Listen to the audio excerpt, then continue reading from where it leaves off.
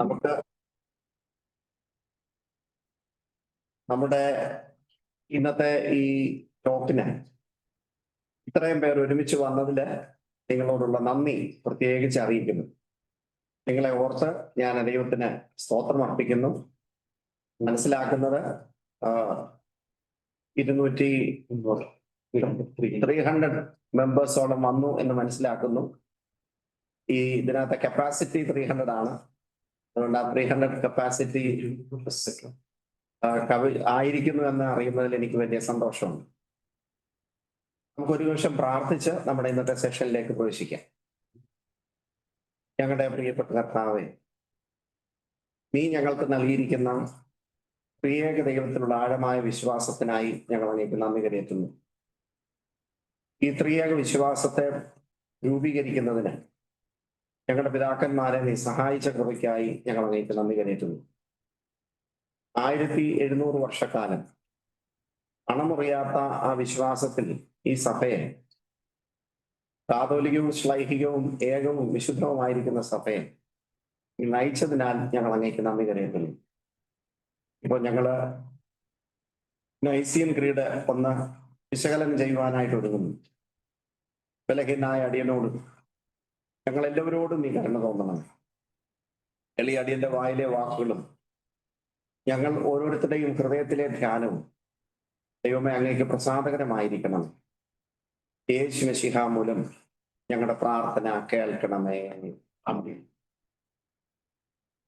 നമുക്കറിയാം എന്താണ് Christian faith. What is Christian faith or what do we believe എന്ന് ആരെങ്കിലും നമ്മളോടൊന്ന് ചോദിച്ചാൽ ബിലീഫ് എന്താണെന്ന് ലോകത്തിന് പറഞ്ഞു കൊടുക്കാൻ കഴിയുന്ന a foundational statement of Christian belief ആണ് നൈസിയൻ ക്രീഡ് എന്ന് പറയുന്നത്.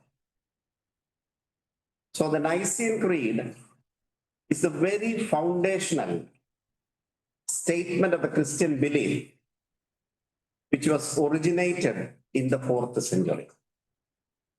അത് നമ്മുടെ മനസ്സിൽ ഒരിക്കലും മറക്കാതെ മായാതെ നിൽക്കേണ്ടുന്ന ഒന്നാണ്. നമുക്കറിയാം ആ ഫൗണ്ടേഷണൽ ബിലീഫ് എന്താണെന്ന് നമുക്കറിയാം. എന്താണ് ഫൗണ്ടേഷണൽ ബിലീഫ് എന്താണെന്ന് നമുക്കറിയാം. പ്രധാനമായിട്ടും പ്രിയേക ദൈവത്തിലുള്ള വിശ്വാസമാണ്. അതായത് we believe in one God, the Father Almighty, heaven and earth, and who is the creator of both the visible and invisible. അങ്ങനെ കൃത്യമായ ഒരു definition who is God the Father എന്നുള്ളത് നൽകുന്നു. പിന്നെ നമുക്കറിയാം യേശു ക്രിസ്തുവിലൂടെ നമുക്ക് ലഭ്യമായ നിത്യരക്ഷയെക്കുറിച്ച് നമ്മുടെ അടിസ്ഥാനപരമായ വിശ്വാസമാണ്. അതായത് we affirm the divinity of Christ and the humanity of Christ. Jesus Christ is human and divine simultaneously. ഒരുപോലെ ഇത് രണ്ടും യേശു ക്രിസ്തുവിൽ സമഞ്ജസമായി സമ്മേളിച്ചിരുന്നു. So Jesus Christ is the only begotten Son of God, begotten not made, and being of one substance with the Father. ആ സ്റ്റേറ്റ്മെന്റിലൂടെ യേശു കർത്താവ് പൂർണ്ണ ദൈവവും പൂർണ്ണ മനുഷ്യനുമാണ് എന്നുള്ള വിശ്വാസത്തിന് നമുക്കൊരു വളരെ ക്ലിയർ കട്ടായിട്ടുള്ള ഡെഫിനിഷൻ നൽകുകയാണ്. Jesus Christ is the only begotten son of God and he is begotten not made and he is the same substance with the father, അല്ലെങ്കിൽ consubstantial with the father, or one of the being with the Father എന്ന് പറഞ്ഞാൽ അതിന്റെ അർത്ഥം our Christ is fully God. ഇത് നമ്മുടെ വലിയ ആഴമായ വിശ്വാസമാണ്. അതുപോലെ തന്നെ നമ്മുടെ ആഴമായ വിശ്വാസമാണ് God sent his only begotten Son to this world. Therefore we believe in the incarnation of Christ. And he journeyed from Bethlehem to Golgotha and to the Mount of Resurrection. And he died on the cross. And the crucifixion, resurrection, and ascension All those points are very clearly explained in this definition. And this definition also affirms the second coming of Christ. അതുകൊണ്ട് പിതാവും പുത്രനും തമ്മിലുള്ള ബന്ധം, പിതാവ് ആരാണ്, പുത്രൻ ആരാണ്, പിതാവിലൂടെ എന്താണ് സംഭവിച്ചത്, പുത്രനിലൂടെ എന്താണ് സംഭവിച്ചത്, ഇനി പുത്രനിലൂടെ എന്താണ് സംഭവിക്കാനിരിക്കുന്നത്, ഇത്ര ഷാർപ്പായിട്ട് ക്ലിയർ ആയിട്ട് പറഞ്ഞിട്ടുള്ള ഒരു ഡെഫിനിഷൻ നമുക്ക് വേറെ ഇല്ല. അതുകൊണ്ട് നമ്മുടെ വർത്തമാന കാലഘട്ടത്തിൽ നമ്മുടെ ഫെയ്ത്ത് എന്താണ് എന്ന് ചോദിച്ചാൽ വളരെ ചെറിയ വാക്കുകളിൽ, കുറച്ച് വാക്കുകളിൽ ഇത്രയും കൃത്യമായിട്ട് പറഞ്ഞിട്ടുള്ള ഒരു ക്രീഡ് വേറെയില്ല. ക്രീഡ് അല്ല, ഒരു അഫർമേഷൻ വേറെയില്ല. ഒന്നാമത് നമുക്കറിയാം, പരിശുദ്ധാത്മാവിനെ കുറിച്ച് വളരെ കൃത്യമായിട്ട് പറയുന്നു.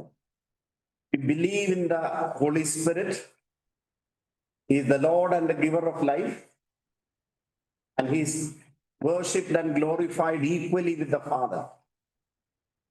അതായത് പിതാവും പുത്രനും പരിശുദ്ധ റൂഹായും ത്രിയേക ദൈവത്തിലെ 3 ആളത്വങ്ങളാണെന്നും ഈ 3 ആളത്വങ്ങളും ഒരേ സബ്സ്റ്റൻസ് ആണെന്നും, അതുകൊണ്ട് നമ്മൾ ത്രിയേക ദൈവത്തിൽ വിശ്വസിക്കുന്നു എന്നും ഒരു അർത്ഥശങ്കയ്ക്കും ഇടയില്ലാതെ നമ്മളെ വിശ്വസിപ്പിക്കുന്ന ഒരു ക്രീഡാണ്. അതുപോലെ തന്നെ നാലാമത് വളരെ എംഫസൈസ് ചെയ്തിരിക്കുന്ന ഒരു എംഫസിസ് എന്ന് പറയുന്നത് there is only one baptism. ഒരു ബാപ്റ്റിസം മാത്രമേ ഉള്ളൂ. രണ്ടാമത്തതെന്ന് പറയുന്നത് സഭയും രക്ഷയും തമ്മിൽ എങ്ങനെ ബന്ധപ്പെട്ടിരിക്കുന്നു, church and salvation. There is only one holy Catholic and Apostolic Church. There is only one baptism for the remission of sins. അങ്ങനെ ക്രിസ്തീയ വിശ്വാസത്തെ അതിൻ്റെ ആകത്തുകയിൽ നമുക്ക് ലഭ്യമാക്കി തന്ന ഈ നൈസീൻ ക്രീഡ് നമ്മൾ പഠിച്ചെങ്കിൽ മാത്രമേ കഴിയൂ. അതുകൊണ്ട് ഈ സന്ധ്യയെങ്കിൽ നമ്മൾ ഇത് എങ്ങനെയാണ് രൂപപ്പെട്ടത് തുടങ്ങിയ ക്വസ്റ്റ്യൻസ് ആണ് നമ്മൾ ഉത്തരം കണ്ടെത്താനായിട്ട് ശ്രമിക്കുന്നത്. അതിന് പ്രത്യേക ഒരു കാരണമുണ്ട്. കാരണം 1700th anniversary of a historic event that happened in the history of the church. അതുകൊണ്ട് ഈ ഗ്ലോബൽ ചർച്ച് അതിന്റെ ഹിസ്റ്റോറിക്കൽ ജേർണിയിൽ ഈ ഫെയ്ത്തിനെ കണ്ടിന്യൂ ചെയ്തത് 1700 വർഷങ്ങൾ പിന്നിട്ടിരിക്കും. അതുകൊണ്ട് നമ്മൾ ഈ ഫെയ്ത്ത് എങ്ങനെ ഉണ്ടായി, ഈ ഫെയ്ത്തിന്റെ പ്രധാനപ്പെട്ട അഫർമേഷൻസ് എന്തൊക്കെയാണ്, അതിയായ കാര്യങ്ങൾ മനസ്സിലാക്കണം. അത് ഞാനൊന്ന് സൂചിപ്പിച്ചു എന്നുള്ളതേ ഉള്ളൂ. അങ്ങനെയെങ്കിൽ ഒന്നാമത് നമ്മൾ അറിയേണ്ടുന്നത് വാട്ട് ഈസ് നൈസീൻ ക്രീഡ്. അത് ഞാൻ ഓൾറെഡി പറഞ്ഞു. Nicene creed talks about mainly 4 things. ഒന്നാമത്തത് ആരാണ് പിതാവ്, ആരാണ് പുത്രൻ, പിതാവിന്റെ വർക്ക് എന്താണ്, പുത്രന്റെ വർക്ക് എന്താണ്, പിതാവിന്റെ സത്ത അഥവാ സബ്സ്റ്റൻസും പുത്രന്റെ സബ്സ്റ്റൻസും തമ്മിൽ ഒന്നാണ്. ഇങ്ങനെ വളരെ ഷാർപ്പായിട്ട് ഡിഫൈൻ ചെയ്തിരിക്കുന്ന ഒരു ഡെഫിനിഷനാണ്. മൂന്നാമത്തത് ഹോളി സ്പിരിറ്റിനെ കുറിച്ചാണ്, ദ ഗിവർ ഓഫ് ലൈഫ്. അതുകൊണ്ട് നാലാമത് പറയുന്നത് സഭയെ കുറിച്ചാണ്. There is only one holy Catholic and Apostolic Church. And all those who believe in this great creedal affirmation are part of the one holy Catholic and Apostolic Church. പിന്നെ അടുത്തത് അഞ്ചാമതായിട്ട് പറയുന്നത് what is the criteria or what is the major factor that help a person to be part of Christ Church. അതിന് പറഞ്ഞാണ് baptism. ബാപ്റ്റിസത്തിന്റെ നല്ലൊരു definition ഉണ്ട്. അവിടെ പറഞ്ഞ there is only one baptism, the remission of our sins. അത് Christ കാൽവറിയിൽ നൽകിയ ബാപ്റ്റിസമാണ്, അല്ലെ മരിച്ചതാണ്. അതുകൊണ്ട് യേശുക്രിസ്തു ഒരിക്കലായി മരിച്ച് യേശുക്രിസ്തു ഒരിക്കലായി ഉയർത്തെഴുന്നേറ്റിരിക്കുന്നത് കൊണ്ട് യേശുക്രിസ്തുവിന്റെ കൃപ മൂലം ഈ വിശ്വാസത്തിലേക്ക് വന്നിരിക്കുന്നവരും ഒരിക്കലായിട്ടുള്ളതാണ്. അത് നമ്മുടെ ഹ്യൂമൻ റീസണുമായിട്ട് ബന്ധപ്പെട്ട് നിൽക്കുന്നതല്ല എന്ന് ഓർമ്മപ്പെടുത്തുകയാണ്. നൈസിൻ ക്രീഡിനെ കുറിച്ച് നമ്മൾ അത്രമേ ഞാൻ പറയാൻ ഉദ്ദേശിക്കുന്നു. ഇപ്പോ ഇനി ഇതാണ്, ഈ ഒരു ഫെയ്ത്ത് ആണ് the first ecumenical creed aimed to unify the confessions of Eastern, Western, and later Protestant traditions, and it shaped the church's life and witness from the early church history to the modern times. I believe that it will continue until Christ comes. കർത്താവിന്റെ രണ്ടാമത്തെ വരവ് വരെ ഈ വിശ്വാസത്തിൽ വളരുന്നതിന് വേണ്ടി നമുക്കുള്ള ഒരു ഒരു അടിസ്ഥാനപരമായ വിശ്വാസമാണ് ഇത് ഓർമ്മപ്പെടുത്തുന്നത്. അങ്ങനെയെങ്കിൽ ഇതിന്റെ what are the implications of this creed during the past period and present period and the future period? ഇതാണ് നമ്മുടെ ഇന്നത്തെ ഒരു ടോക്കിലൂടെ നമ്മൾ പറയാനായിട്ട് ശ്രമിക്കുന്നത്. ഇനി ഇതിനെക്കുറിച്ച് നമ്മൾ പഠിക്കുമ്പോൾ എന്താണ് ഒരു ക്രീഡ് എന്ന് പറഞ്ഞാൽ എന്ന് നമ്മൾ മനസ്സിലാക്കുന്നത് നല്ലതാണ്. What is the definition of a creed?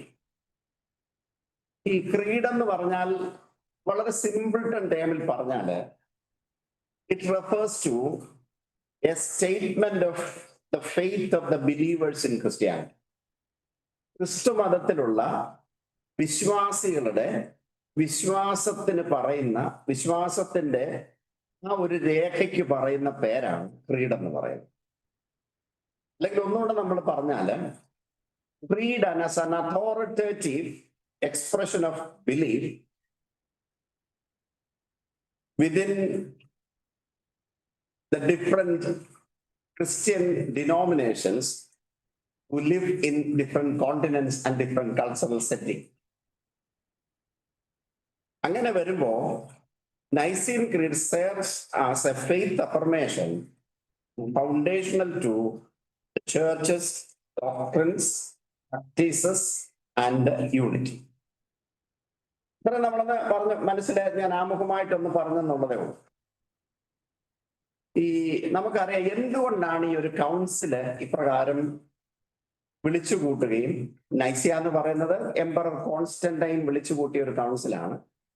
ആ കൗൺസിലിൽ വെച്ചാണ് ഇങ്ങനൊരു മീറ്റിംഗ് കൂടുന്നത്. മീറ്റിംഗ് കൂടി ഇങ്ങനൊരു ഫെയ്ത്ത് അഫർമേഷൻ ഉണ്ടാകുന്നത്.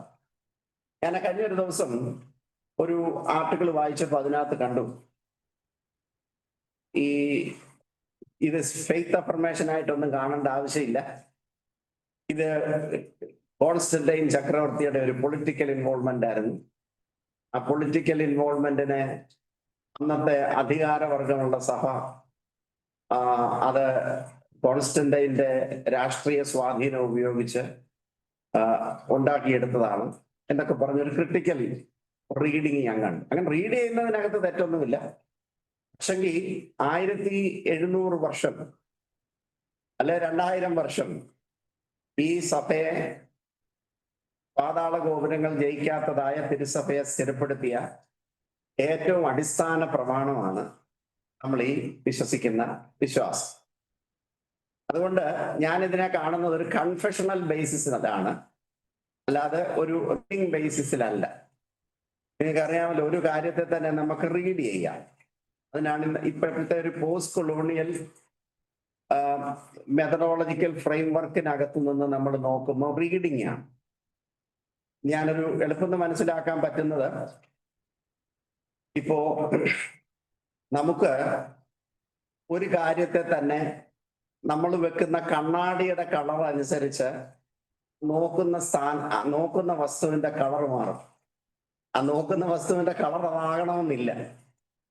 നമ്മുടെ മനസ്സിൽ ഉദ്ദേശിച്ചിരിക്കുന്ന ഒരു ഫിലോസോഫിക്കൽ കൺസ്ട്രക്റ്റ് അനുസരിച്ച് നമ്മൾ ഒരു വസ്തുവിനെ നോക്കുമ്പോൾ അത് നമ്മളെ അനുശാസിക്കുന്ന രീതിയിൽ കൂടെ ഒക്കെ നോക്കാനായിട്ട് നമ്മളെ പ്രേരിപ്പിക്കുമ്പോൾ നമ്മൾ കാണുന്ന കളർ അതിനകത്ത് പറയുന്നതായിരിക്കും. അതുകൊണ്ട് അതിനെ ഒരു പൊളിറ്റിക്കൽ ലൈനിലേക്ക് മാത്രം റെഡ്യൂസ് ചെയ്യപ്പെടുന്ന ഒരു റിഡക്ഷനിസ്റ്റ് ഫേസും ഇതിനകത്തുണ്ട് എന്നുകൊണ്ട് ഞാൻ ഓർമ്മപ്പെടുത്തി എന്നുള്ളതേ ഉള്ളൂ. ഈ നൈസിയൻ ക്രീഡിനെ കൺവീൻ ചെയ്യാനുണ്ടായ ഒരു സാഹചര്യം ഒത്തിരി സാഹചര്യങ്ങളുണ്ട്. അതിലൊരു 4 കാര്യം മാത്രമേ ഞാൻ പറയാൻ ഉദ്ദേശിക്കുന്നുള്ളൂ. ഒന്നാമത്തത്, there was an accusation of Jewish people against Christianity. അതായത് ക്രിസ്തു മതത്തിനെതിരെ യഹൂദന്മാര് ഒരു അലിഗേഷൻ തുടക്കം മുതലേ കാണിച്ചിരുന്നു. ആ തുടക്കം മുതൽ അവർ പറഞ്ഞിരുന്ന അലിഗേഷൻ എന്ന് പറയുന്നത്, Christianity is not a monotheistic religion. ക്രിസ്തുമതം ഒരു മോണോതീസ്റ്റിക് റിലീജിയൻ അല്ല എന്ന് പറഞ്ഞാൽ ഏക ദൈവ വിശ്വാസമുള്ള ഒരു വിശ്വാസ സംഹിതയല്ല, ഒരു മതമല്ല. അതുകൊണ്ട് ഇത് പല ദൈവങ്ങളിൽ വിശ്വസിക്കുന്ന ഒരു പോളിതീസ്റ്റിക് റിലീജിയൻ ആണ് എന്ന് പറഞ്ഞു. അതുകൊണ്ട് അവര് പറഞ്ഞു ഇവർ വിശ്വസിക്കുന്ന ഈ 3 ദൈവങ്ങളാണ്. അതുകൊണ്ട് അവര് പറഞ്ഞു ക്രിസ്ത്യാനിറ്റി ബിലീവ്സ് ഇൻ ട്രൈതീസം. നിങ്ങൾക്കറിയാം, തീസം എന്ന് പറഞ്ഞാൽ ദൈവവിശ്വാസം എന്നാണ്. ട്രൈ എന്ന് പറഞ്ഞാൽ 3 ആണ്. ട്രൈതീസത്തിലാണ്, അത് 3 ദൈവത്തിലാണ് വിശ്വസിക്കുന്നതെന്ന് പറഞ്ഞു. എന്നാൽ ഈ 3 ദൈവത്തിൽ വിശ്വസിക്കുന്നതാണ് എന്ന് പറയുമ്പോൾ അല്ല, ഏകദൈവ വിശ്വാസമാണ് സഭയ്ക്കകത്തുള്ളത് എന്നുള്ളത് സമർത്ഥിച്ചെടുക്കേണ്ടുന്നത് പെർസിക്യൂഷന്റെ ഒരു കാലഘട്ടത്തിൽ വളരെ അത്യന്താപേക്ഷിതമായിരുന്നു. അതുപോലെ തന്നെ നമ്മൾ ഓർക്കേണ്ടുന്ന ഒരു സംഗതി, യഹൂദ ടീച്ചിങ്ങിനകത്ത് തന്നെ കോൺട്രാസെൽസം എന്ന് പറയുന്ന ഒരു ട്രീറ്റൈസം, കോൺട്രാസെൽസം എന്ന് പറയുന്ന ഐറേനിയസ് സഭാപിതാവിന്റെ ഒരു ട്രീറ്റൈസം. അതെന്ന് പറയുന്നത് ഒരു സെൽസസിന്റെ അലിഗേഷൻസിനെ ചാലഞ്ച് ചെയ്യുന്നതാണ്. സെൽസസ് എന്ന് പറയുന്ന ആള് പറഞ്ഞു ക്രിസ്തുമതം ഒരു ഇല്ലിസിറ്റ് റിലീജനാണ്, അതൊരു അവിഹിത റിലീജനാണ്. അതിനകത്ത് അയാൾ പറഞ്ഞു ഇവരുണ്ടാക്കിയെടുത്ത സ്റ്റോറിയാണ് യേശു ക്രിസ്തു പൂർണ്ണ ദൈവവും പൂർണ്ണ മനുഷ്യനുമാണ്.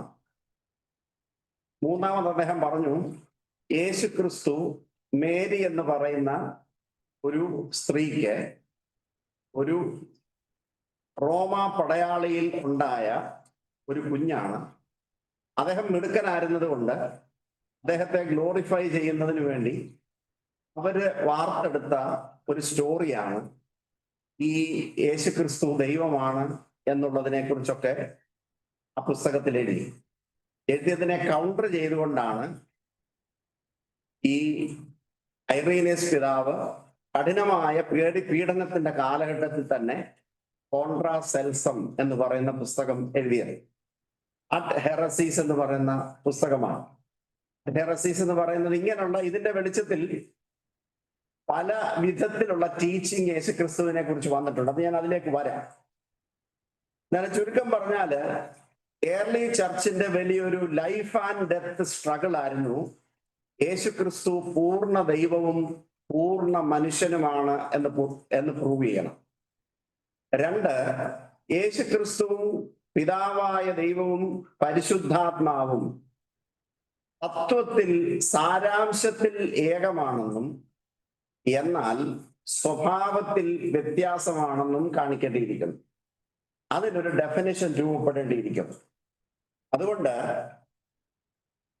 ഈ ഏകദൈവ വിശ്വാസം, പഴയ നിയമത്തിൽ വെളിവാക്കപ്പെട്ട ഏകദൈവ വിശ്വാസത്തെ ഒരിക്കലും ബീലിറ്റിൽ ചെയ്ത് കാണുവാൻ ഇവർക്ക് ഇഷ്ടമില്ലാഞ്ഞത് കൊണ്ടും അത് ദൈവവചനാനുസൃതമല്ലാത്തത് കൊണ്ടും മാത്രമാണ് ഈ ഒരു ചലഞ്ച് ഏർലി ചർച്ച എടുക്കുന്നതിന് സഹായകരമായത്. ഒന്നാമത് ഞാൻ പറയാൻ ശ്രമിച്ചത് it is a positive reaction to counter the Jewish allegations against Christianity. And the Jewish allegations against Christianity was that Christianity is not a monotheistic religion, but it was a polytheistic religion. So Nicene Creed addressed this issue with a very concrete statement, and that concrete statement clearly defines who Christ is, who God the Father is, and who the Holy Spirit is, and how perhaps these three persons in the Holy Trinity relates each other. ഇത് വളരെ കൃത്യമായിട്ട് പറയുന്നുണ്ട്. രണ്ടാമത്തെ ഒരു പ്രധാനപ്പെട്ട പ്രശ്നം എന്ന് പറഞ്ഞ എല്ലാ കാലത്തും ക്രിസ്തു സഭയെ കാർന്നു നിന്നിട്ടുള്ള ഒന്നാണ് ഈ പഠിപ്പിക്കലുകളിലുള്ള വ്യത്യാസം. അന്നേരം പഠിപ്പിക്കലുകളിലുള്ള വ്യത്യാസം വന്നപ്പോൾ ഏർലി സഭയ്ക്കകത്ത് തന്നെ പല വിഭാഗങ്ങളായിട്ട് വന്നു. അതിൽ ഒരു വിഭാഗമാണ് ഈ നോസ്റ്റിക് മതം എന്ന് പറയും, നോസ്റ്റിസിസം എന്ന് പറയും. ഇതെല്ലാം കൂടെ പറയാൻ എനിക്ക് സമയമില്ല. എന്നാൽ നോസ്റ്റിസിസത്തിന്റെ ഭാഗമായിട്ട് ക്രിസ്തു സഭയ്ക്കകത്ത് തന്നെ ഒരു പുതിയ വിഭാഗം രൂപപ്പെട്ടു. അവരുടെ പേരാണ് മൊണ്ടേണിസ്റ്റുകൾ എന്ന് പറയും. മൊണ്ടേണിസ്റ്റുകൾ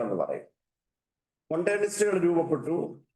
അതുപോലെ തന്നെ നോസ്റ്റിക് ക്രിസ്ത്യൻ ഗ്രൂപ്പുകൾ രൂപപ്പെട്ടു.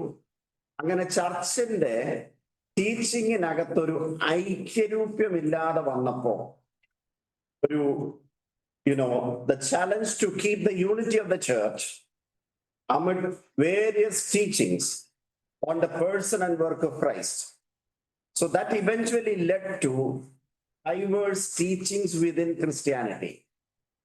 അങ്ങനെ ഓരോരുത്തരും വാളെടുക്കുന്നവൻ വെളിച്ചപ്പാടെന്ന് പറയുന്ന മാതിരി ഓരോരുത്തരും പ്രസംഗിക്കാനും വ്യാഖ്യാനിക്കാനും തുടങ്ങിയപ്പോൾ ഈ ക്രിസ്തുമതത്തിന്റെ ടീച്ചിങ്ങിനകത്ത് പല വേരിയഡ് ടീച്ചിങ്സ് വന്നപ്പോൾ പിതാക്കന്മാർക്ക് മനസ്സിലായി ഈ രീതിയിൽ പോയാൽ ക്രിസ്തു വിശ്വാസത്തിന് ശോഷണം സംഭവിക്കും. അതുകൊണ്ട് ഒരു യൂണിഫൈഡ് ഫെയ്ത്ത് അഫർമേഷൻ വേണം. ഒന്നാമത് ഞാൻ പറയാൻ ശ്രമിച്ചത് ട്രൈത്തീസത്തിനെതിരെയുള്ള റെസ്പോൺസ്.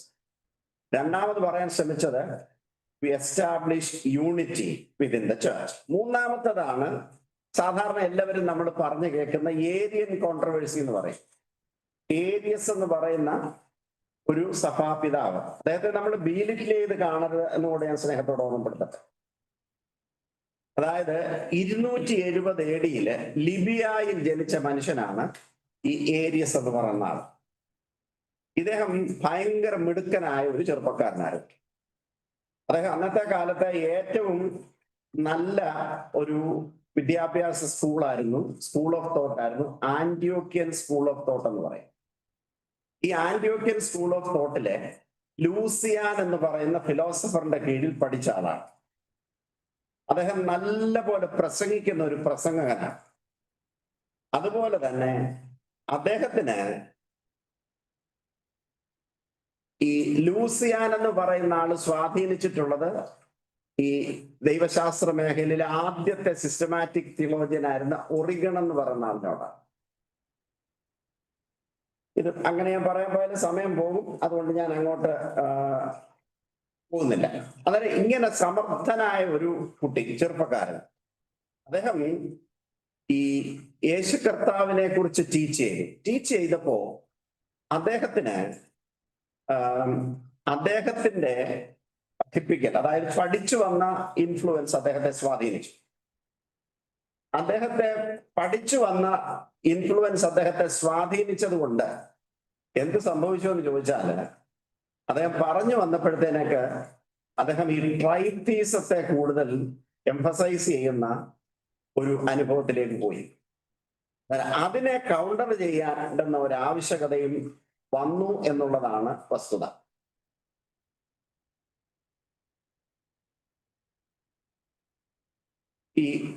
ഇത് പറയുമ്പോൾ നമുക്ക് ഒരു വാക്ക് നമ്മൾ ഓർത്തിരിക്കേണ്ടത് നല്ലതാണ്.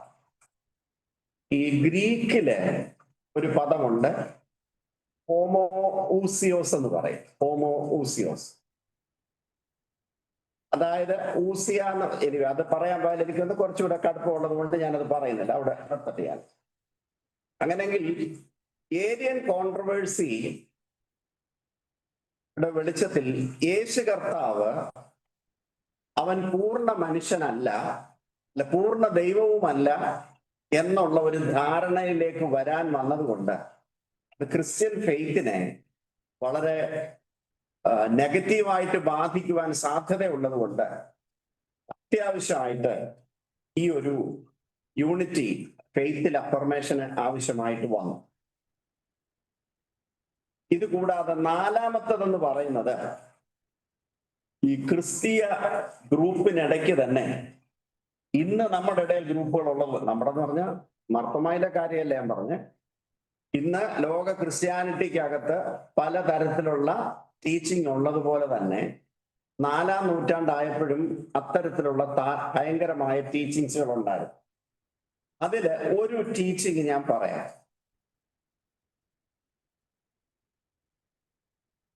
ഉദാഹരണം ഒന്നാമത്തേതാണ് അഡോപ്ഷനിസം എന്ന് പറയും. അഡോപ്ഷനിസം എന്ന് പറയും. അത് ഈ ബൈസന്റിയത്തിലുള്ള തെയോഡോട്ടസ് എന്ന് പറയുന്ന ഒരാള് ഡെവലപ്പ് ചെയ്ത യേശുക്രിസ്തുവിനെ കുറിച്ചുള്ള ഒരു ടീച്ചിങ് ആണ്. അദ്ദേഹം പറഞ്ഞു, യേശുക്രിസ്തു ഒരു സാധാരണ മനുഷ്യനായിട്ട്, മനുഷ്യക്കുഞ്ഞായിട്ട് ജനിച്ചതാണ്. എന്നാല് ദൈവം തമ്പുരാൻ കുറച്ചു കഴിഞ്ഞപ്പോ യേശു കർത്താവിൻ പരിശുദ്ധാത്മാവിനെ കൊടുത്തിട്ട് യേശു കർത്താവിനെ ഒരു അഡോപ്റ്റഡ് സണ്ണാക്കി മാറ്റി. അഡോപ്റ്റഡ് സണ്ണാക്കി മാറ്റി. അതിന് പൗലുസിന്റെ ലേഖനങ്ങളൊക്കെ ഉപയോഗിക്കുന്നുണ്ട്. ഈ പൗലുസിന്റെ തിയോളജിക്കൽ കോൺസെപ്റ്റ് ഒക്കെ അദ്ദേഹം ഉപയോഗിച്ചിട്ട് Yesukristu is not the only begotten son of God, but an adopted son of God. അത് നമുക്ക് ടീച്ചിങ്ങിൽ ഒരിക്കലും അതിന്റെ പുറകെ ആളുകൾ പോയാൽ ക്രിസ്തു വിശ്വാസത്തിൽ നിന്ന് ആളുകൾ പോകും. അതുകൊണ്ട് അത് മാറ്റേണ്ടതായിട്ടുണ്ട്. അതുപോലെ തന്നെ ഈ സെബലിയനിസം എന്ന് പറഞ്ഞ വേറൊരു ഗ്രൂപ്പാണ്. സെബലിയനിസം എന്ന് പറഞ്ഞാൽ അത് നിയോട്ടസ് ഓഫ് സ്മിർണയിലെ, നിങ്ങൾക്ക് അറിയാമല്ലോ, പോളികാർപ്പിനെ കുറിച്ച് നിങ്ങൾക്ക് അറിയാം. സ്മിർണയിലെ ബിഷപ്പായിരുന്ന പോളികാർപ്പ്. അത് സ്മിർണയിലെ ബിഷപ്പായിരുന്ന പോളികാർപ്പാണ് പറഞ്ഞത്, രക്തസാക്ഷികളുടെ രക്തമാണ് സഭയുടെ വിത്ത് എന്ന് പറഞ്ഞ ആൾ. വിശുദ്ധ ഇഗ്നാത്തിയോസ് ഈ സ്മിർണക്കാർക്ക് ഒരു ലെറ്റർ എഴുതുന്നുണ്ട്. അത് നിങ്ങൾക്കറിയാം, ലെറ്റർ ടു ദ സ്മിർണയൻസ് എന്ന് പറയുന്ന ഒരു പുസ്തകമുണ്ട്, ഒരു ലെറ്റർ ഉണ്ട്.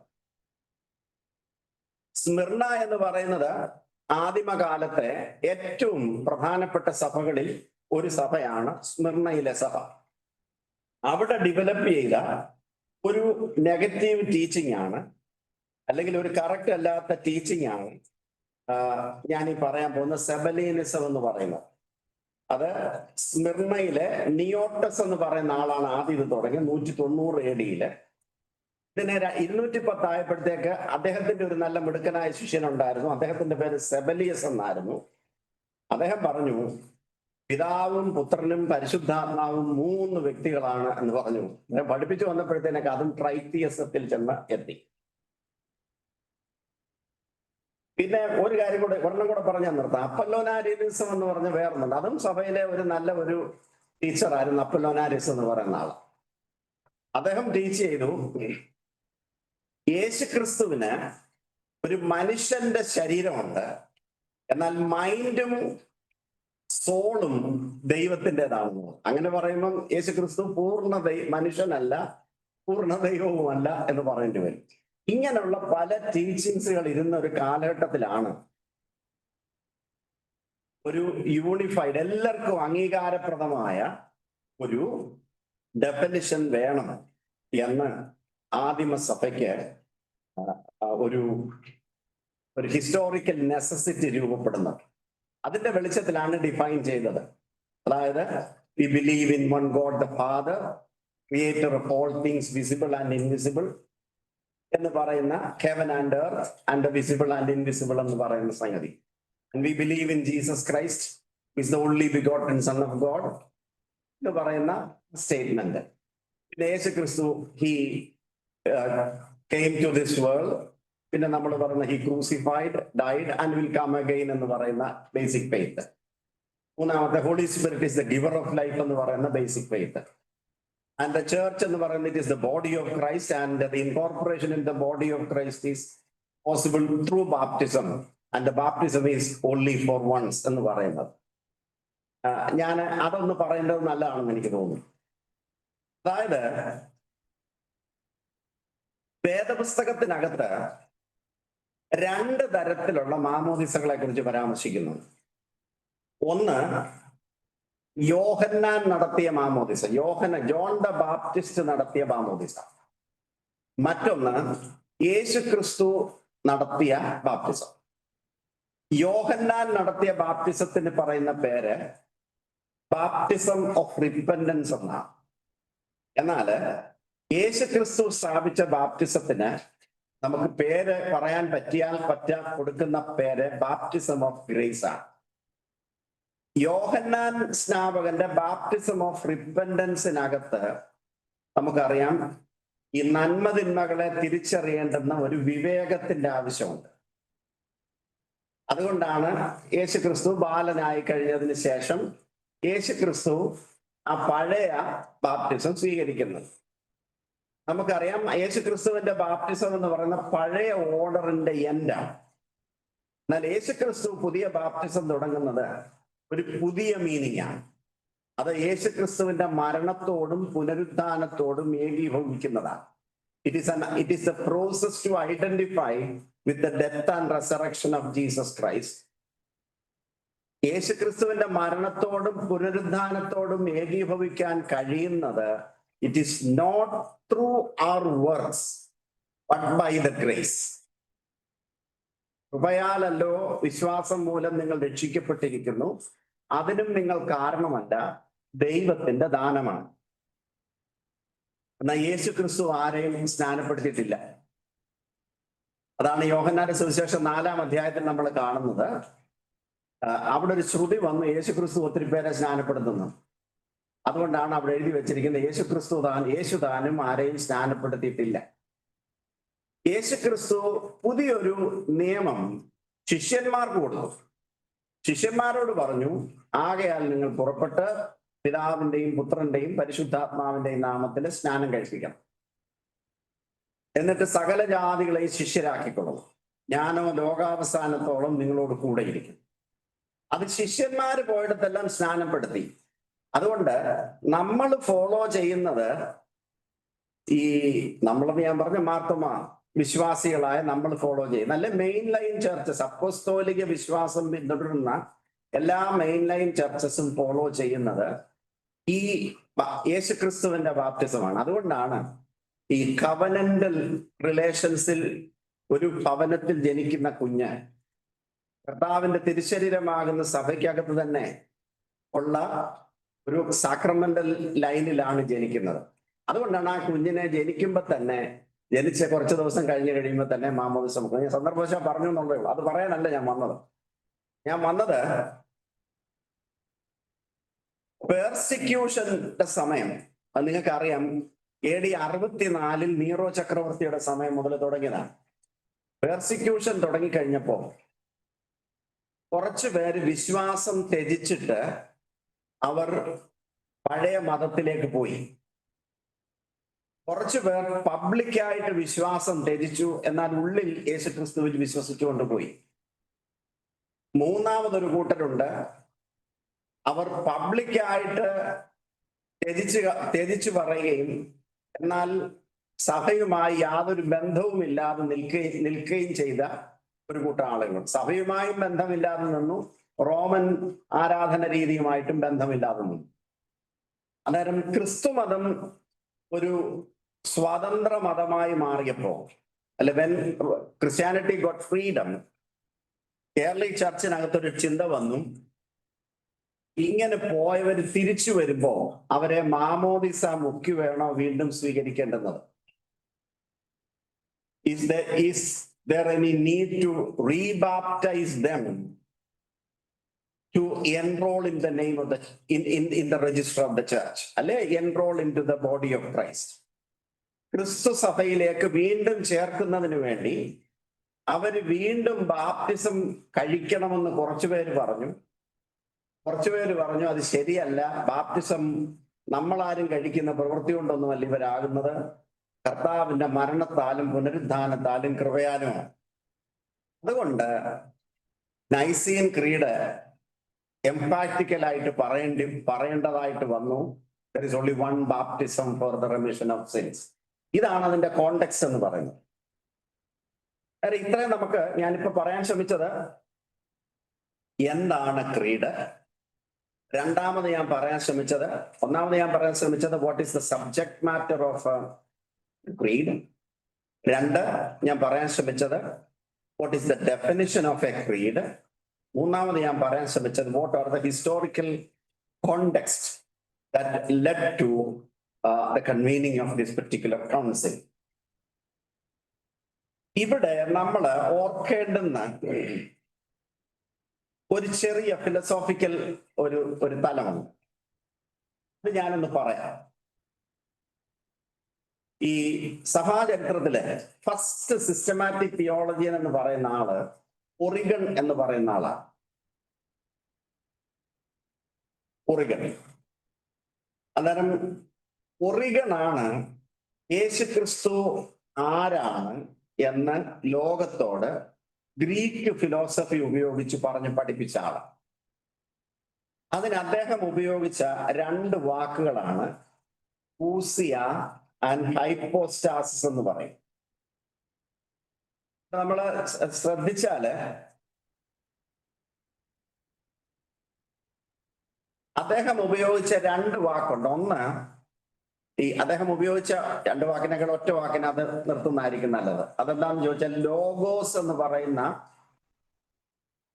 ഗ്രീക്ക് വാക്ക് ഉപയോഗിച്ചുകൊണ്ടാണ് അദ്ദേഹം പറയാനായിട്ട് ശ്രമിച്ചത്. അദ്ദേഹം പറഞ്ഞു, father is absolutely transcendent God and he is the primary source and it is from this primary transcendent God Logos took its form. ഇത് വളരെ ഇമ്പോർട്ടന്റ് ആയിട്ടുള്ള സ്റ്റേറ്റ്മെന്റ് ആണ്. അതായത് father is absolutely transcendent God and who is the primary source of creation and it is from this primary source of creation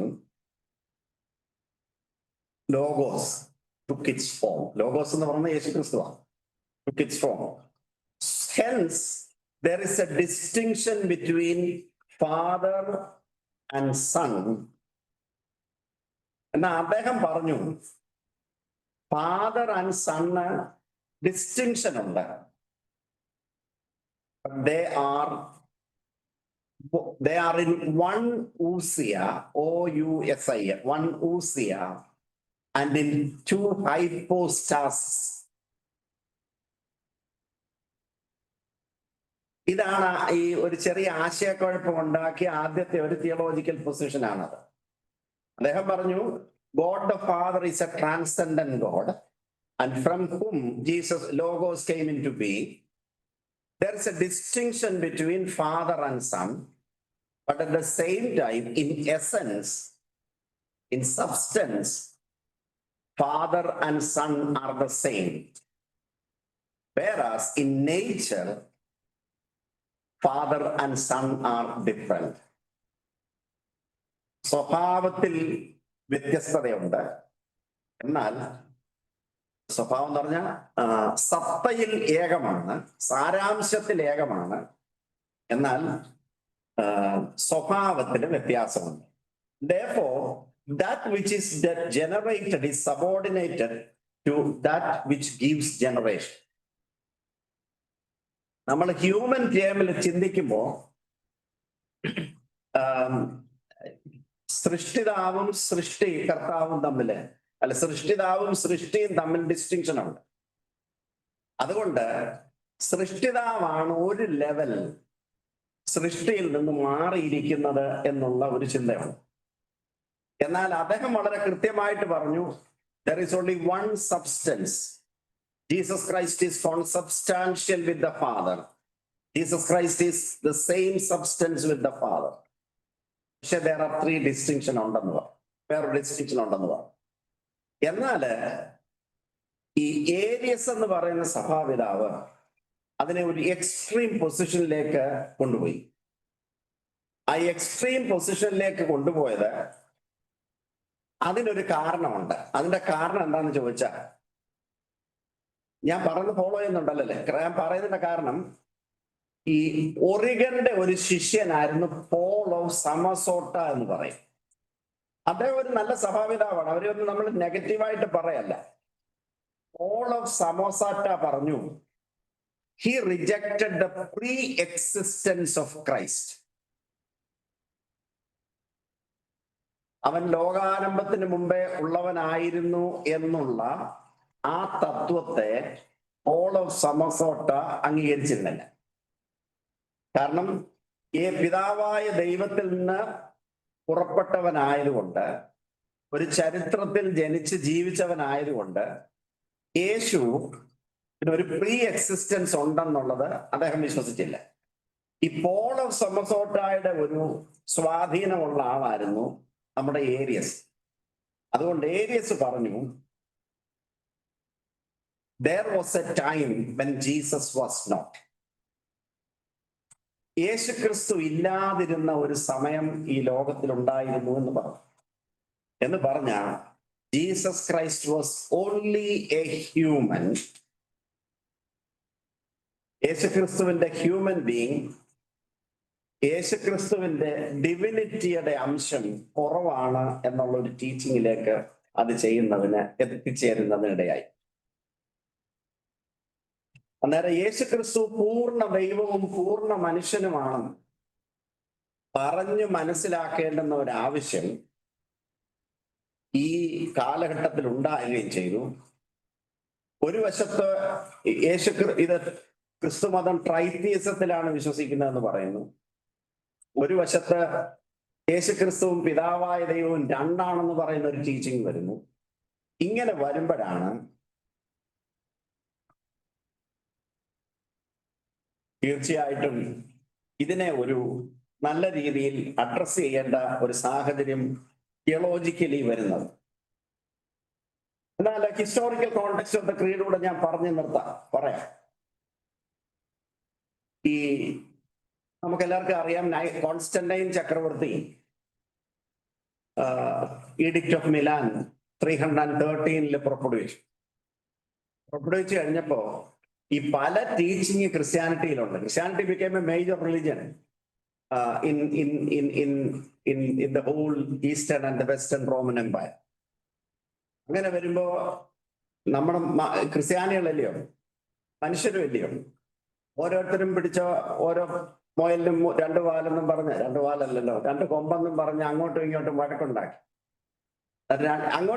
വഴക്കുണ്ടാക്കുകയും ഈ ഭരണ നേതൃത്വം ഓരോരുത്തരോട് ചേരുകയും കൂടെ ചെയ്തപ്പോ ഇത് രാഷ്ട്രത്തിലെ ഒരു യൂണിറ്റിക്കും പീസിനും വിഘാതമായി തീരാൻ സാധ്യതയുണ്ടെന്ന് വളരെ ബുദ്ധിമാനായ ഈ നമ്മുടെ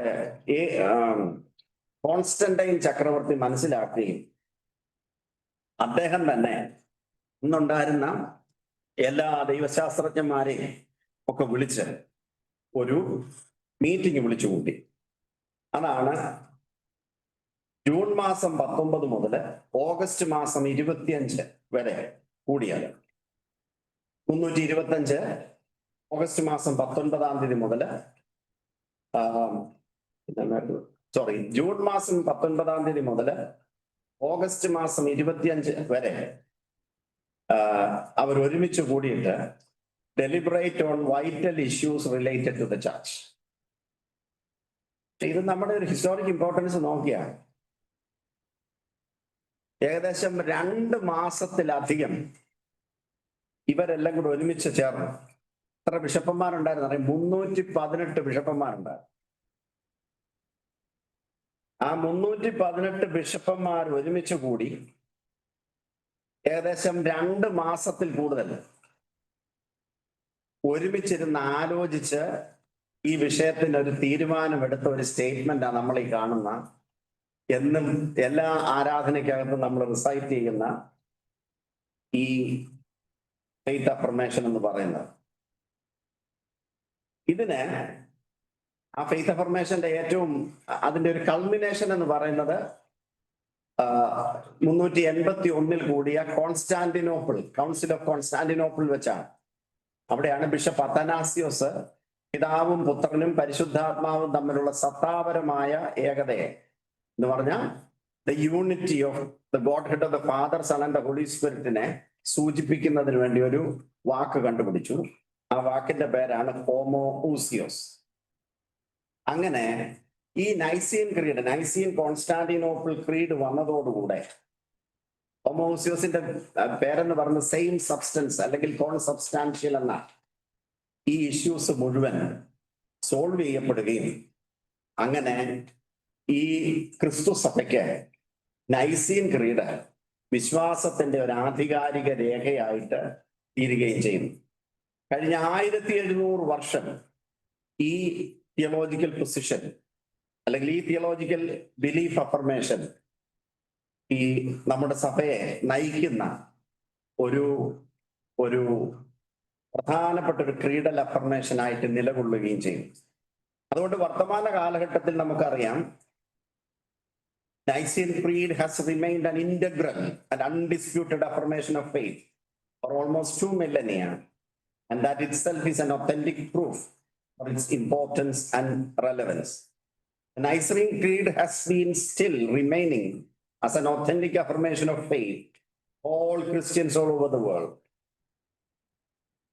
I'm pretty sure that it has a relevance for the present and for the years to come until the parousia. Parousia means until the coming of Christ again.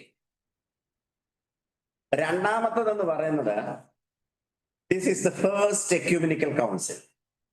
അതായത് വിവിധ ആശയങ്ങളും വിവിധ പൈതൃകങ്ങളും വിവിധ സംസ്കൃതിയിൽ വിശ്വസിച്ചിരുന്നവരും ഒരുമിച്ച് കൂടിയ ആദ്യത്തെ ഒരു എക്യുമെനിക്കൽ കൗൺസിൽ ആയിരുന്നു നൈസിയൻ കൗൺസിൽ. 7 കൗൺസിൽസ് ഉണ്ട്. ദൈവം വെച്ചാൽ ഏതെങ്കിലും സമയത്ത് നമുക്കത് ഡിസ്കസ് ചെയ്യാം. അതായത് എല്ലാ സഭകളും തമ്മിൽ ഒരുമിക്കുന്നതിന്, കർത്താവിന്റെ മഹാപുരോഹിത പ്രാർത്ഥന സാധ്യമാക്കി തീർക്കുന്നതിന് കഴിയുന്ന ഉതകുന്ന ഏറ്റവും അടിസ്ഥാനപരമായ ഒരു ഫെയ്ത്ത് അഫർമേഷനാണ് ഇത്. വർത്തമാന കാലഘട്ടത്തിൽ ഈ ഫെയ്ത്ത് അഫർമേഷൻ വളരെ പ്രാധാന്യമുണ്ട്. കാരണം V believe in relational ethics, പിന്നെ നമുക്ക് situational ethics, and we believe in moral relativism, and we believe in post truth. ഞാൻ കുറച്ചു മുമ്പേ പറഞ്ഞല്ലോ, ഇപ്പൊ ഞാന് കാണുന്ന രീതിയാണ് സത്യം എന്ന് പറഞ്ഞ് വ്യാഖ്യാനിക്കുന്ന രീതിയാണ്. അതിന് സത്യത്തിന്റെ ലെവലേശം പോലും കാണത്തില്ല. അത് 2016 ശേഷം ഡെവലപ്പ് ചെയ്തൊരു രീതിയാണ്. അതുപോലെ തന്നെ നമ്മള് സത്യം ഏതാണെന്ന് നിർണ്ണയിക്കുന്നതോ അല്ലെങ്കിൽ ഒന്നിന്റെ എപ്പോഴും എക്സിസ്റ്റൻഷ്യലിസവും ലിബറലിസവും വളരെ ചർച്ചിനെ സ്വാധീനിച്ചിട്ടുണ്ട്. റിലേഷണൽ എത്തിക്സ് വളരെയധികം സ്വാധീനിച്ചിട്ടുണ്ട്.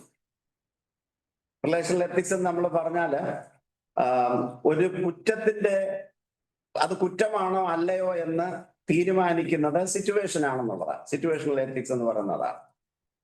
പിന്നെ നമുക്കറിയാം മോറൽ റിലേറ്റിവിസം ആണ്. മോറൽ റിലേറ്റിവിസം എന്ന് പറഞ്ഞാൽ നമ്മുടെ ഇടയിലുമൊക്കെ, ഞാനൊരു ചെറിയ ഉദാഹരണം പറയാം.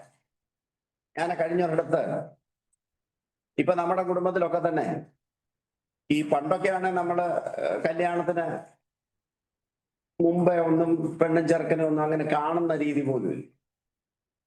അത് കഴിഞ്ഞതിന് ശേഷം കണ്ട് വർത്താനമൊക്കെ പറഞ്ഞ് കല്യാണമൊക്കെ കഴിച്ചവരായിരിക്കും നിങ്ങൾ. ഇപ്പൊ കല്യാണം കഴിക്കുന്നവരൊന്നും അല്ല. ഇപ്പം നമ്മൾ തന്നെ ചോദിക്കും, അവരെല്ലാം അറിയാൻ വേണ്ടി അവരൊരു 10 ദിവസം അല്ല 20 ദിവസം അല്ലെങ്കിൽ 1 വർഷം താമസിച്ചിട്ടാണേലും കുഴപ്പമില്ലെന്ന് പറയും. ഇവിടെ തിയോളജിക്കൽ ഫ്രെയിംവർക്കിനകത്ത് വ്യത്യാസമുണ്ട്. അത് ഒരു മോറൽ റിലേറ്റീവിസത്തിന്റെ ഒരു സ്വാധീനം കൊണ്ട് നമ്മുടെ ഇടയിലുള്ളതാണ്. ഞാൻ പറയാൻ ശ്രമിച്ചത് എന്താണെന്ന് ചോദിച്ചാൽ, അങ്ങനെ ഒരു മോറൽ റിലേറ്റീവിസം ഉള്ള ഒരു കാലഘട്ടത്തിൽ the Nicene Creed provide a point of reference to the Christian religion and faith. ഈ ഫെയ്ത്ത് എന്താണെന്നുള്ളത് നമുക്കൊന്ന് കൃത്യമായിട്ട് അറിയണമെന്ന്. അതുകൊണ്ട് ഈ ഫെയ്ത്ത് അഫർമേഷൻ എന്ന് പറയുന്നത് ഈ ക്രിസ്ത്യൻ ഡോക്ട്രിൻസിന്റെയും ക്രിസ്ത്യൻ ഫെയ്ത്തിന്റെയും ക്രിസ്ത്യൻ ചർച്ചിന്റെയും ഫൗണ്ടേഷനെ വളരെ കീപ്പ് ചെയ്യുന്ന, അതിന്റെ ഒരു ഓർത്തഡോക്സ് ഫെയ്ത്തിൽ നിലനിർത്തുന്ന അടിസ്ഥാന പ്രമാണമാണ് എന്നുള്ളതിനകത്ത് സംശയമില്ല.